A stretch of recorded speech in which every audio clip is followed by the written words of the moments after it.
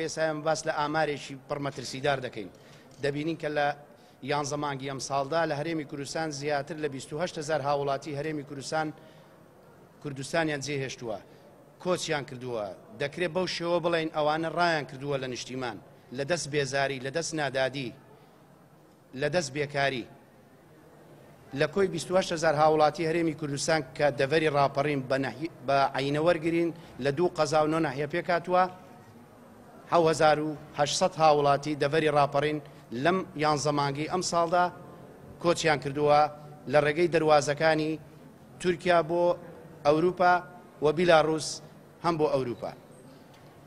دەبینین لە کۆی 28,000 هاوڵاتی هەرێمی کوردستان کە لە دەست نادادی و بێکاری ڕایان کردووە، 34 هاوڵاتی هەرێمی کوردستان بوونە قوربانی لە ڕێگاکانی دەریای ئیجە و وڵاتی بیلاڕوس و لیتوانیا.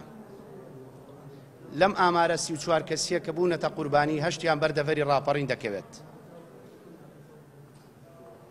بەشێکی زۆری لەو قوربانیانە تا ئێستا نەگەڕێنراوەتەوە. لای هەموو لایەک ڕوونا کۆچی بە لێشاوی گەنجان نەبوونی هەلی کارە، نەبوونی نادادیە، نەبوونی سەروەری یاسایە لەم هەرێمە.